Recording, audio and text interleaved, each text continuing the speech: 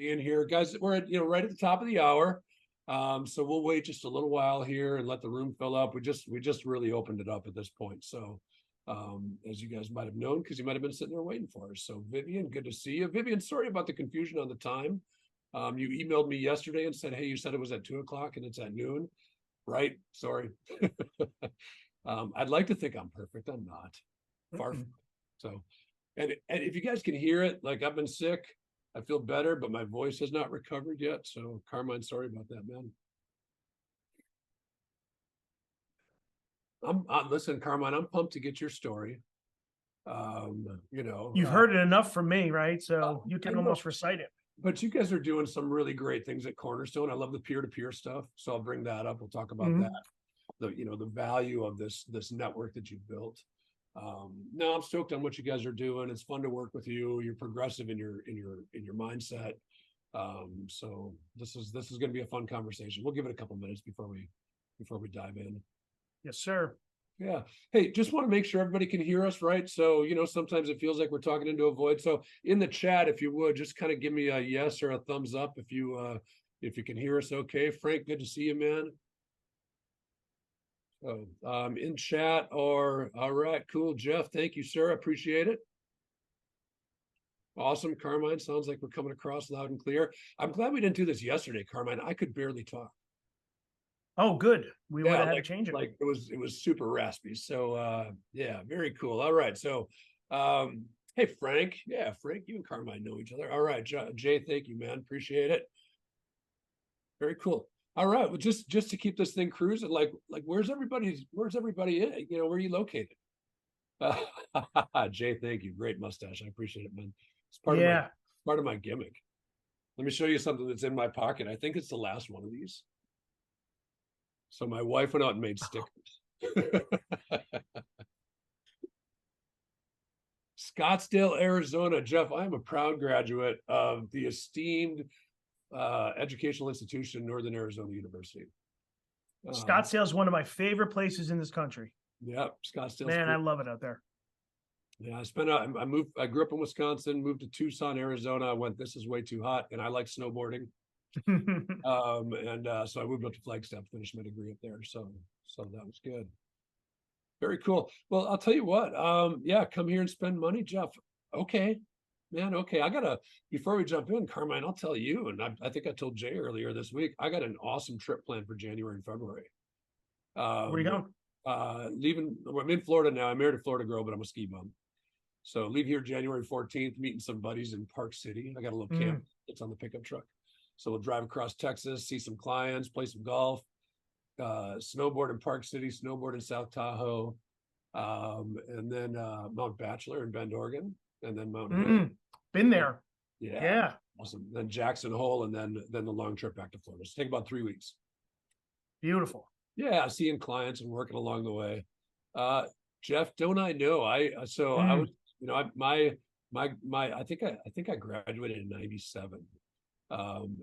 Flagstaff is awesome. I worked at the Arizona Snow Bowl during college, and I did play a lot of disc golf while I was up there. So hippie golf, if you will. So awesome. Well, Carmine, people aren't here to hear my history and my college and things like that and the fun stuff. I'm certainly not here to hear that. No, you got that right, dude. Let's get into it because you got a lot. We got a lot to talk about, right? So we got 55 minutes scheduled. I don't know that we'll get that deep, but who knows? People have some good questions for us. Here's the basis for our conversation, right? So I've been working with advisors in some capacity for about 25 years. I started with websites for the wirehouses way back when. That's evolved into a lot of content marketing, a lot of social media marketing. Here is one trend that I think you can speak to as well as anybody else in this industry. This industry, and maybe more specifically in the last, say, 10 years or so, our industry has evolved from wirehouse to a more independent model dramatically. In fact, if you take a look at FINRA's numbers are actually up the last year or two, but there was a trend in FINRA's numbers like falling off a cliff for 10 years. I don't know specifically, but if we did the research, it's like 8 or 10 years. I've got some ideas as to what that's about, but I want your take on it. That's why you're here, man, is you're the expert in this stuff. why is our industry moving to an independent model away from the wirehouse and the big firms that, have driven it for so long? I think access to information is probably the biggest thing. The growth in podcasting and interviews like this in the last 10 years have grown substantially. I think advisors are more in the know about the independent channel. I think that's really number one. And that's what kind of, started my progression toward the indie side. And the other one is like 10 years ago, it wasn't as easy to go independent, right? So now today, there's many more firms like ours are independent fee only RIAs that are out there that advisors can join, or they can start their own. The barrier to entry is much easier than it was a decade ago. Yeah, no doubt. And I started in the industry 20 years ago, and there was no one knew what independent channels were. Back then, it was very hard. So yeah, I just think access information and the barrier to entry is much easier today. Yeah, very good. And I'm just replying to a chat in here. Kevin's in Canada. He's wondering if this is applicable to him as well. Kevin, sure, I just came back from Alberta, Canada last week. You are more than welcome to join. Yeah, love Alberta. Yeah, I'm like an honorary Canadian. I lived in North Vancouver for about 5 or 6 years. So that doesn't make you Canadian.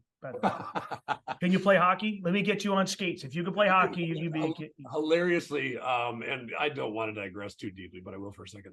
Hilariously, I started playing hockey at 30 in North Vancouver with these kids, Carmine, that grew up on skates. Yep. So I was like the token American.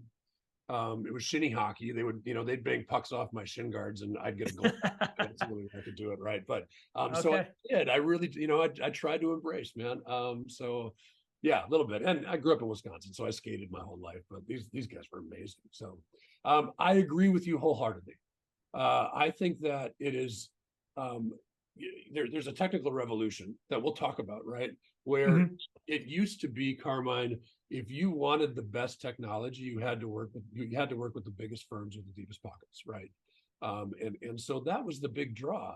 But now, as fintech has exploded, and you've got awesome technology that, frankly, I believe now the open market is better than the firm-driven technology, because what happens is those become projects, right? Like I'll speak specifically. I know, like Wells Fargo, for example. Wells Fargo, just because I work with some Wells Fargo advisors and some finance advisors, they had a big marketing technology push in the last, say, 12 to 18 months, and they needed it, right? So they've caught up a lot to the open market in that moment. But the next time they're going to revisit that is maybe 5 or 6 years from now. And the open market is going to scream past it at that point, So I think in addition to having many more options of firms like Cornerstone that we'll talk about, I agree with you, man. It's open market technology has really driven the opportunity for advisors to have just as good a technology in the open market as at the wirehouses. So yeah, I agree. Yeah, very cool. There's several reasons that people go independent, and there's several concerns when people go independent. Let's talk about compliance a little bit. How did compliance, when you made the move and started Cornerstone, how did compliance change for you? And then furthermore, how has that evolved, more recently? How is the compliance evolving in the independent space?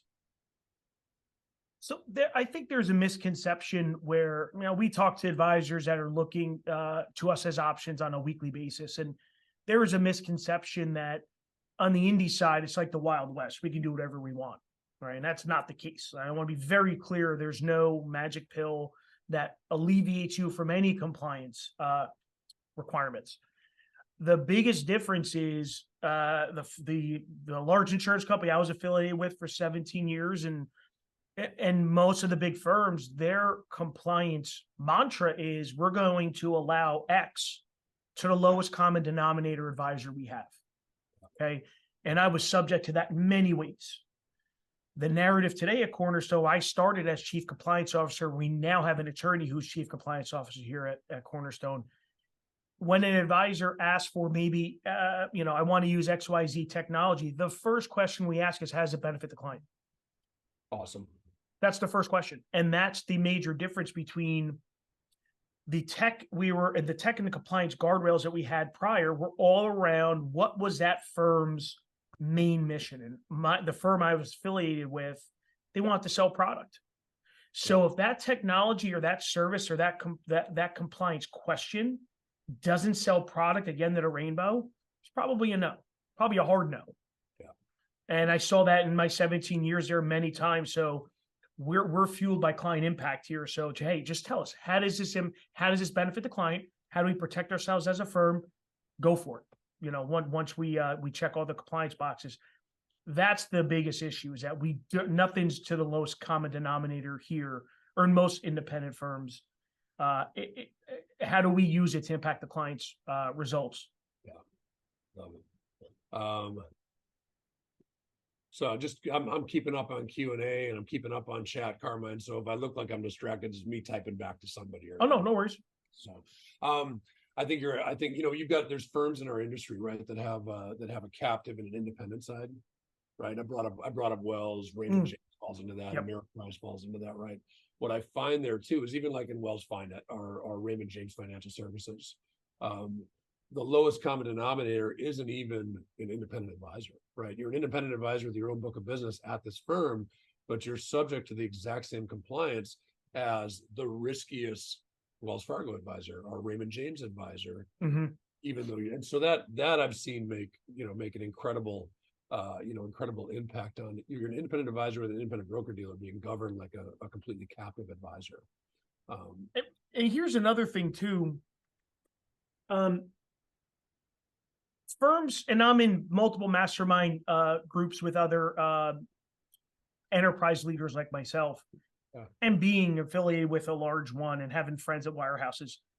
There's two ways a firm can look at compliance. One is, hey, sign these 87,000 documents that hold us harmless. You're on your own, right? And that's hey, we're going to wash our hands if you ever do anything bad, and we'll throw you under the bus. And I have a good friend of mine, that happened to at the old insurance company I was at, and they threw her under the bus, even though the recordings and emails prove that the BD made the mistake, and it went on her record and everything was pretty bad. The difference between the bigger firms that have to manage thousands of advisors and smaller indies like Cornerstone is we don't hold harmless agreements. We educate the advisors on what to do, and more importantly, what not to do, and how to keep themselves out of trouble. That puts me in the same boat as the advisor, as the CEO. It's like, hey, I got your back, right? Don't do anything stupid. Here's what not to do. But if you have questions, ask. We'll fix the problem. So we're really a partner with the advisor when it comes to compliance, and we won't let anyone out there to hang them out there to dry. Yeah, that's pretty awesome. There's a question from Jeff here, and as comfortable as you are, you're in a public forum right here, Carmine. So you can take this up with Jeff later if you want to. But Jeff's curious the size of Cornerstone, AUM. What do you guys manage? If you want to have that conversation in a public forum, cool. That's but also reserve the right to get to Jeff privately if you want to afterwards. You know what? Yeah, Jeff. Put your email in there, and I'll respond to you via email. And then if you want to have a conversation, we can have a conversation. Awesome. Because Charlie gets cranky if we get off script here. You don't want to see him cranky. Do I seem like I'm on a script? No. Good. I am. I know you and I, we've discussed topics we're going to talk about, but I want to be as loose as possible, and that's the best conversation comes from that. Talk to me about, one of the things that I love that Cornerstone's doing that I think creates a lot of value if folks are interested in working with Cornerstone, or if they're interested in doing their own thing and staying where they are. I think one of the great things that can be done is peer-to-peer discussion. Right. So that's one of the very first things I learned about you when we first met each other was you've got, the number of advisors that you've got, and every month there's a peer meeting. Everybody's independent, right? Everybody's independent but connected. Let's say that, right? Talk a little bit about the value of that peer-to-peer. What do your advisors gain from that? I'll let you go off on that. I'll tell you the one thing. And I've been like this for many years. Personal development is very important to me. I mean, I have a personal development budget. My staff all has a PD budget every year that we need to go learn and do something. I go to more meetings and masterminds and 10x, you name it, right? What I have found through these mastermind meetings with the advisors is, and just give you an idea, every advisor will present an issue, a concern, an opportunity, and then the other advisors will all take turns and give our feedback.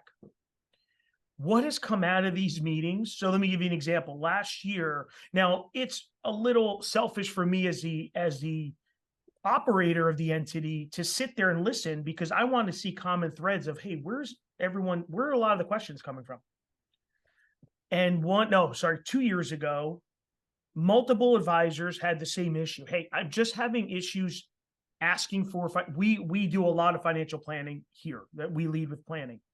But there are a couple legacy advisors, right, that joined us like, hey, I just could never get over that hump on charging fees for planning. So after that meeting, I set up 2 or 3, I think we did 3 trainings on how I present financial plans, how do we present what a client would get, how to price it, all this. Now there's one advisor with 27 years in our Connecticut office. We can't stop him from charging fees. He will not take a client on unless they pay a planning fee. Yeah. And he says that new relationship is it's so much more rewarding than a transactional one where he lived for 20 some odd years. So for me, I'm sitting there looking for the common threads, but what has happened is that these advisors now, 1 + 1 can equal 4 in our industry, as long as we have the same cultural mindset, integrity, all those things. They're now all working together on things. And it's created this whole other environment of impact and change and help. And it's it didn't happen overnight, but seeing that culture grow is been very rewarding. So I love the masterminds. I flew in my business coach. We did a full day this year. So yeah, I give as much developmental resources to the advisors, and just about everyone grabs it and runs with it. And because I know how much of an impact personal development has been on me, I think everybody should have a dollar amount of 5 to 10% of top line should be devoted to personal development, personal and business. Love it. Love it. I know even your relationship with Jocko, right? You can speak to that a little bit. I mean, I know that's a big part of it. Energy drink right there. Yeah. Yeah. I didn't know he had an energy drink. He does. Yeah. They're great. Oh man, there we go. Brand. That's awesome. I love it. We got a question from Jake we talked technology a little bit, Carmen, but let's get a little more specific. Talk to me a little bit about technology stack at Cornerstone. Advisors that work with you, do they all use the same technology? Do they have options? Speak a little bit around that. We have a couple. Our tech map has grown. It's pretty colorful, and I have no issue sharing it with people. If you want me to send it to you, just put your email in the chat and I'll send it out to you. The good thing there's a good and a bad on building an RA from scratch, which I did back in 2020. The bad thing is you have to build an RA from scratch. The good thing is you get to pick the tech, every piece of technology. And we just added 2 more this year. Our tech stack is all about efficiency, starting with our CRM, which is WealthBox, is kind of our backbone. An advisor has a choice on financial planning software. If you want to use eMoney or Money Guide Pro, we support either, it depends on what the advisor's preference is. We use Income Lab as well for retirement distribution planning for clients, Holista Plan for tax planning. I'm looking at our tax advice pay does all of our financial planning fees and contracting. DocuSign, where we custody with Schwab. We were with TD, we custody with Schwab. Black Diamond is our client experience portal, which is by far probably one of our best technologies that we offer on a client impact perspective. But I want to hear from advisors. Like one advisor brought up Pantera. So Pantera is a tech that we can actually manage held away assets, because they're in the corporate world where those people may not have a lot of balances outside of their company plan, but their company plan is their biggest asset. And sending us their statements and being more reactive than proactive wasn't really checking the box for them. So they came to me with Pantera. I said, how does this benefit the client? Well, this is what we can do. Great. Let's demo it. And long story short, we're onboarding and we're adding new accounts on a weekly basis, because that advisor group was able to exhibit to me and our chief compliance officer, hey, we should get this. And now you can't get that at an insurance company, or a wirehouse won't allow their advisors to use that tech. Now we have a good value prop to a client. Hey, we can help you with all of it. It all matters to you, and it all matters to us too. So our tech stack is ever growing. And we changed CRMs a year and a half in because we just found a better option. I am not adverse to change and cost. If it benefits the enterprise and it benefits the advisors and their clients, we're going to do it. Well, that's no minor undertaking. Like I do, we've been through a few different CRMs. In fact, we just moved to a platform called High Level, which I love. And that was off of we run a platform called SharpSpring, which advisors can use, but it's not good for clients. It's a good marketing platform. Constant Contact bought them. Both platforms went downhill after that. And so we made a move to High Level, and that's moving 25,000 contacts. And how many funnels we had rolling and landing pages and stuff like that. It's a major undertaking. One of the biggest things with us, with tech and all of our partners, is we have to have support. So let me give you an example. We pay extra for WealthBox support. Sure. We have an advisor that's coming on with us. WealthBox will be at whatever CRM they're in. WealthBox will work with them, and every advisor that's come on after we implemented WealthBox, their environment was set up before they even started with us. Cool. All their notes, all their tasks, all their client info, data, all that's done already. Yeah. So that's one of the biggest apprehensions is I have all this data and there's all this change happening. Well, my team is going to make sure that all that's done. And when I say my team, our tech partners are extensions of our team. And that's one of our requirements. Hey, when we have a new person, how are you going to help us? Yeah. And if we don't like the answer, we'll move on. Yeah. Yeah. And the beauty is there's options. Right? There's too many options. Actually, I need my cousin Vinny menu, breakfast, lunch, and dinner. I need like the easy. Now there's just too many options. Yeah, there is. There sure is. Yeah. You were a guest on RIA Collective, a handful of months ago. Mm-hmm. I want to talk a little bit about fiduciary responsibility, right? We kind of dabbled in it a little bit. I will share with you why I started that podcast. And I've told you this story before, but many of our listeners probably haven't heard it. So I had a couple guys, friends of friend, that were like, "Hey, you need a podcast. What the hell am I going to talk about?" Right? Sales and marketing, man. Okay, that doesn't inspire me a whole lot. And then I coach advisors from a bunch of different firms. I'll leave the advisor name out of it. I'll leave the firm name out of it. I coach a CFP, offices out of Manhattan, $2 to $3 million minimums. And in a coaching engagement, that's twice a month, right? And I get on the phone with this guy and he says, "Hey, Charlie, I landed 2 new clients since our last call in the last 2 weeks." So to me, that's, minimum $4 million in assets, right?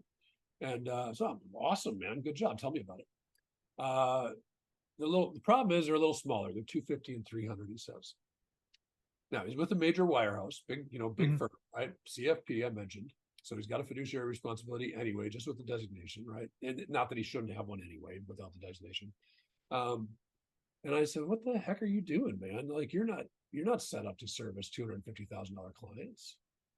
And he said, "Yeah, well, the firm gives me 2%, a 2% bonus if I close 6 households in X time."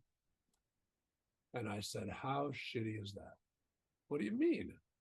You can't service these people. They shouldn't be with you, right? This is not a good fit." "Yeah, well, 2%.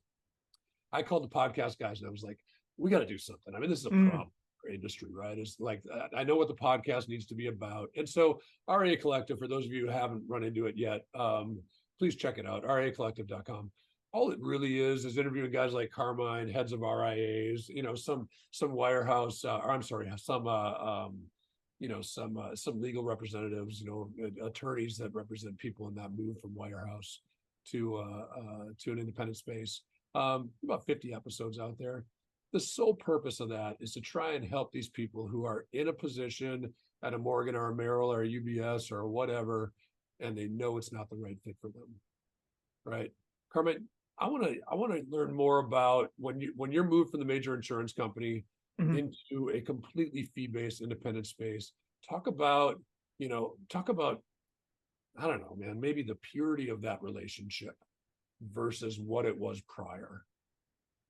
You want to talk about a rabbit hole, Charlie? You have a couple hours, I can talk about it, but I can tell you, I'm a CFP and I had to give a disclosure to every client. This was a compliance requirement. I have a copy of it. And it says, as a CFP, I have what most would consider a conflict of interest, and this is why. And there was bullets. And it didn't rub me the right way, as hard as it was for me to get CFP. And I said, this makes no sense. And that was one of the few flags that flew. Yeah. But think of being affiliated with an insurance company. Their sole intention is to sell product. That's what they do. There's nothing wrong with it. We all need insurance, right? But if I'm acting in if I'm a fiduciary based on what the SEC defines as a fiduciary, if my compensation is based on how much product I sell, doesn't matter what it is, there's a conflict of interest, no doubt.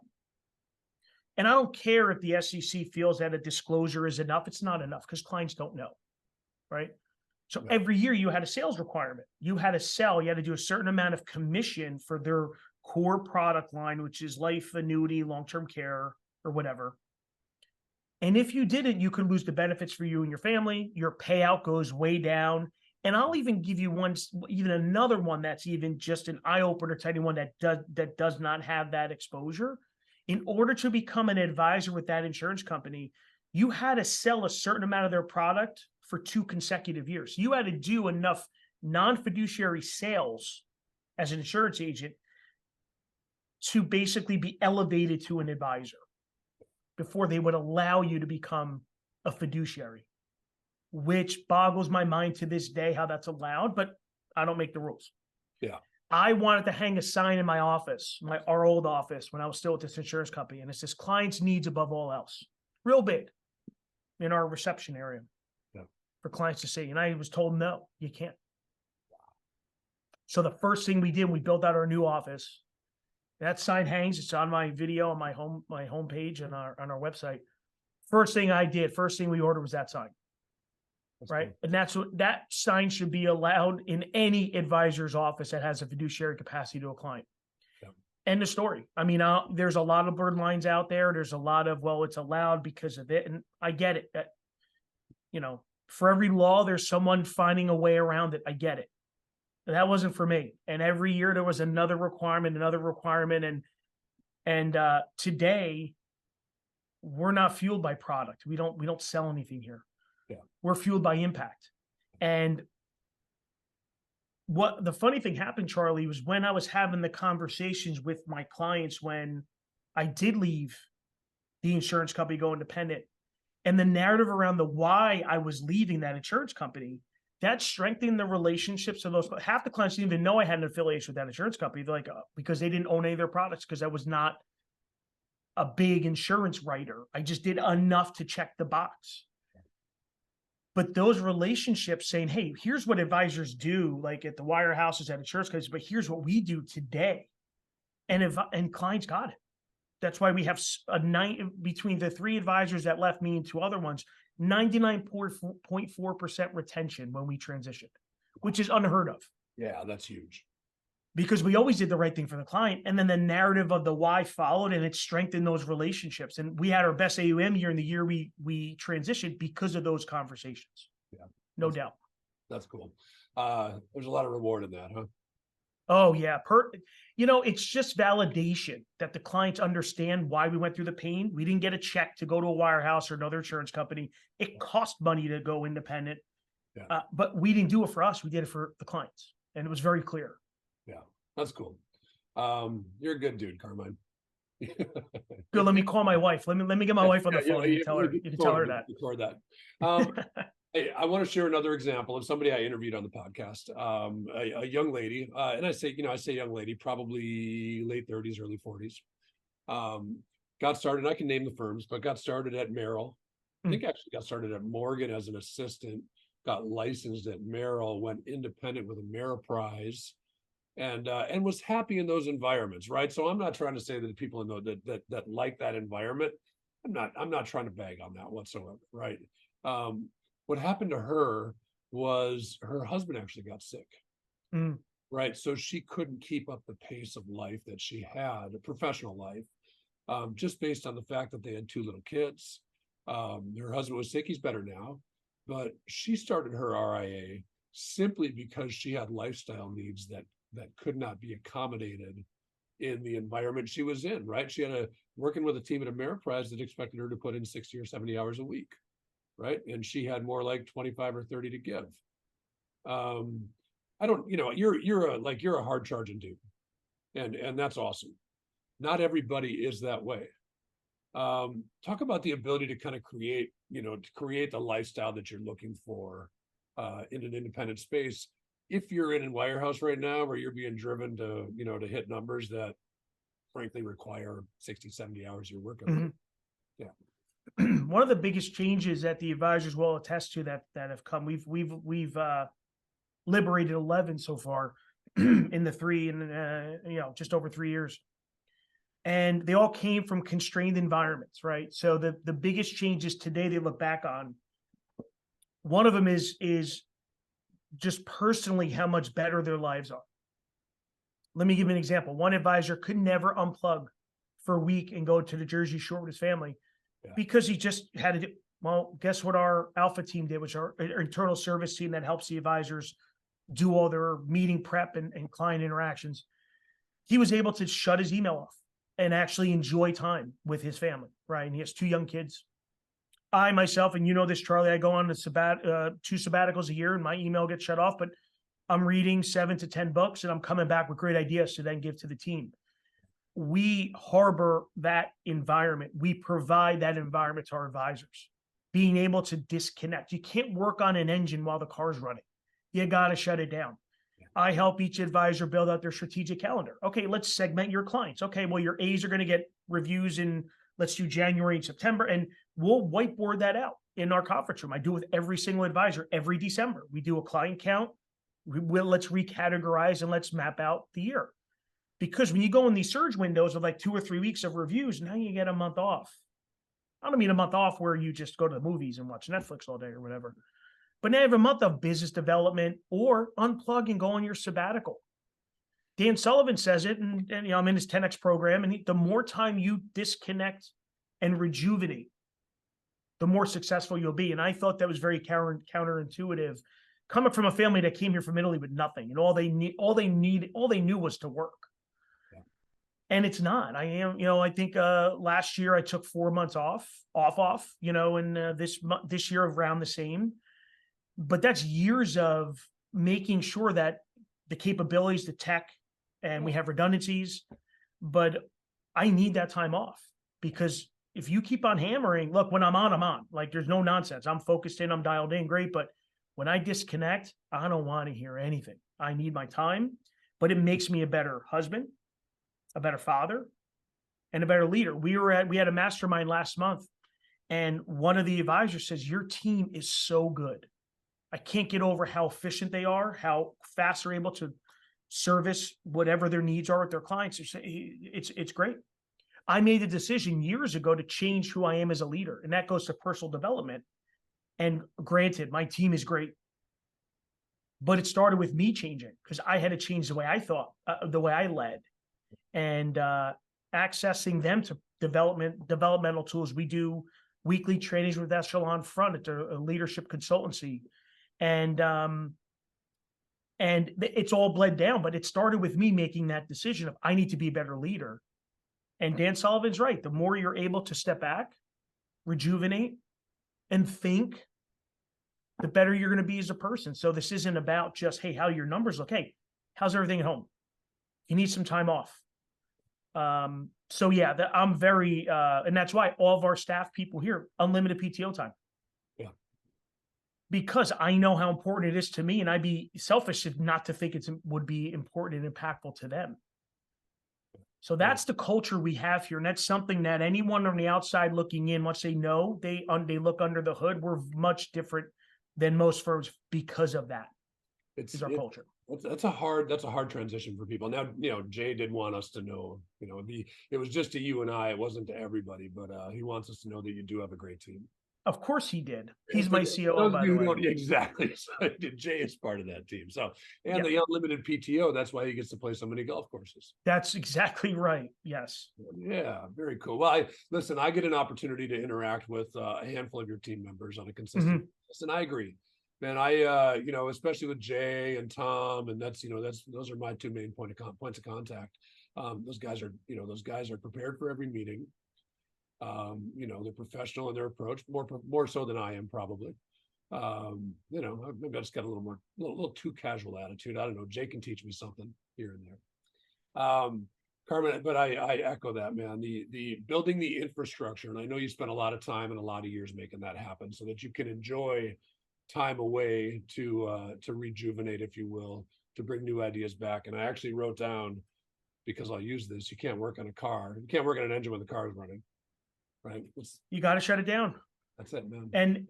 But being on that hamster wheel at a wirehouse or an insurance company, I call this elevator music, Charlie, because from July 1st to June 30th, there was elevator music playing as I'm interacting with clients and running the practice day to day. And by the way, elevator music, it's never top of mind.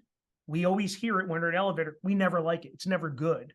Right. So the elevator music that plays, like, hey, you may be having a good week, a good month, but where are you on the leaderboard to make sure you do this amount of commission in order to keep your payout, keep your benefits? And that elevator music would play. When I sent my resignation letter in, that elevator music stopped and it'll never be back. And it's literally like rucking and I just decided to put the sack down. I just decided to put the backpack down and now walk without that backpack on. And and that's the one thing every advisor had said, leaving those constrained environments and not just here, anywhere. The one thing you'll hear in common, I guarantee, is I wish I did it sooner. That is the number one thing that everyone has ever said when they went independent. I will echo that.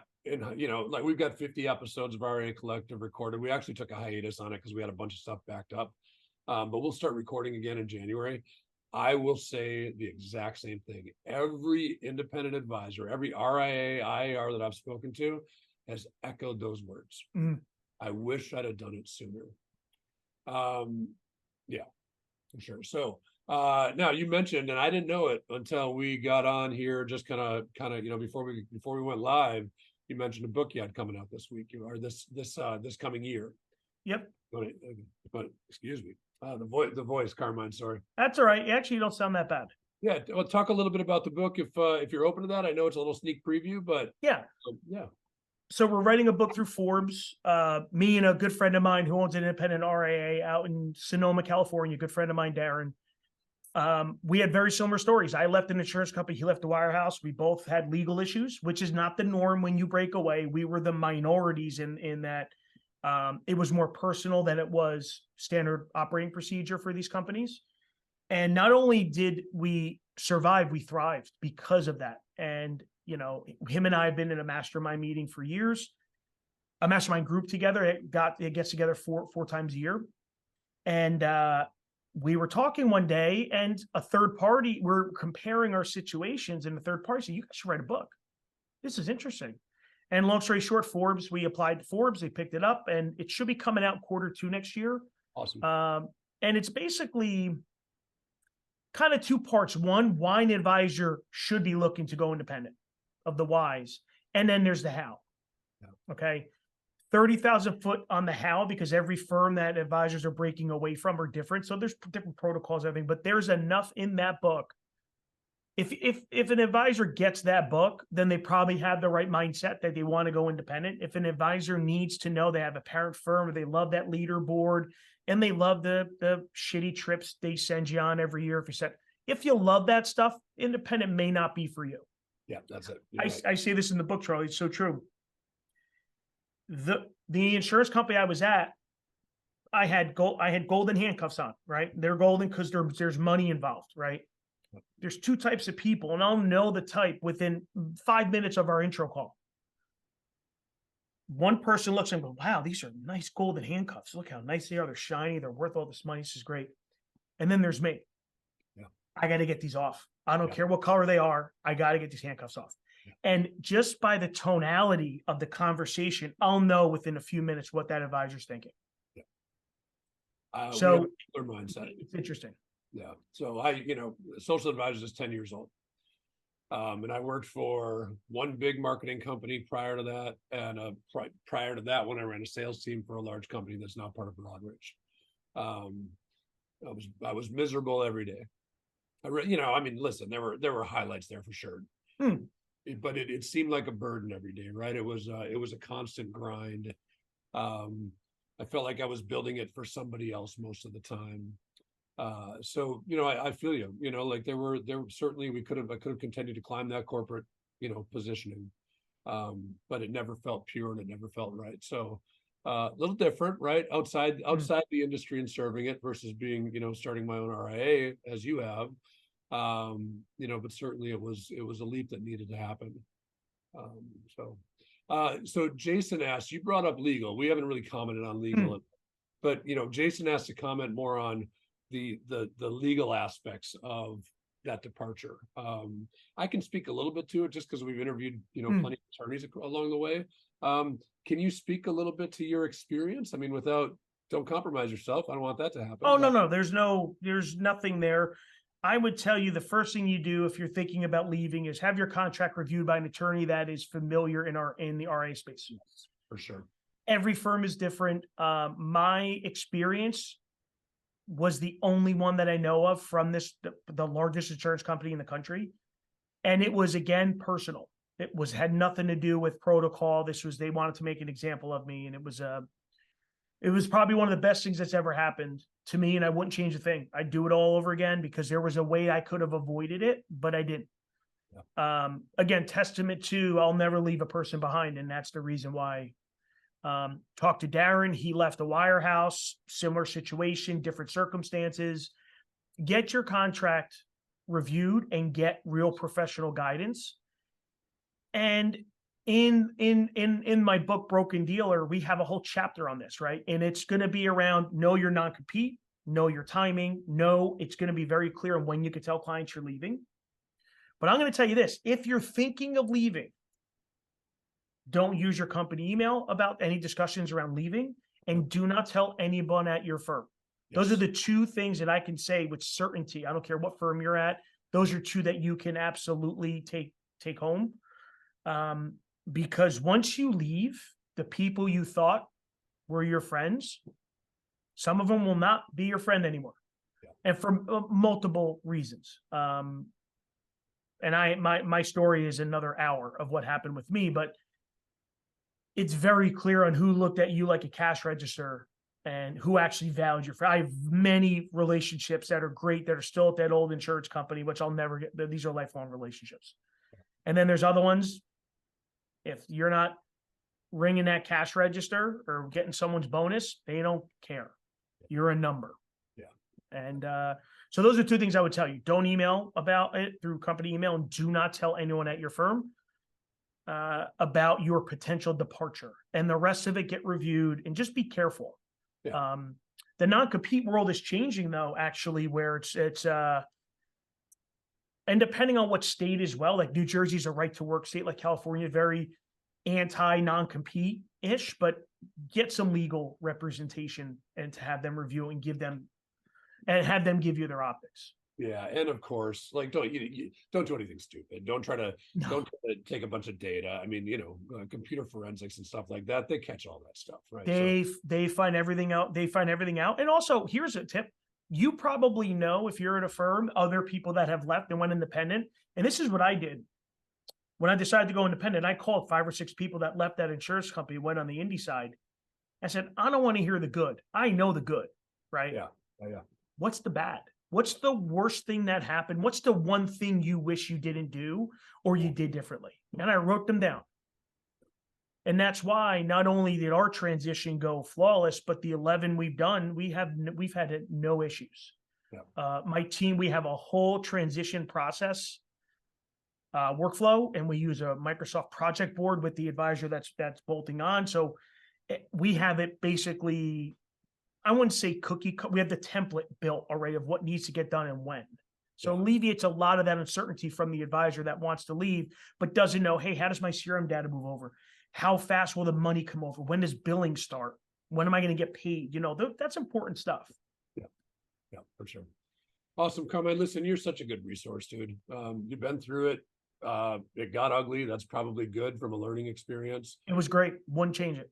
And certainly it's going to benefit anybody that's here that wants to reach out to you to learn more about that. If they're thinking about making a departure, Certainly Cornerstone creates a really soft place.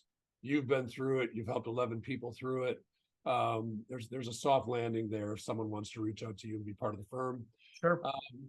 Yeah, man, we don't, there's the questions are, we don't have any more questions. And listen, Carmine, I just, I thank you for our friendship and our professional relationship, and appreciate you taking time to enlighten the folks that joined us today.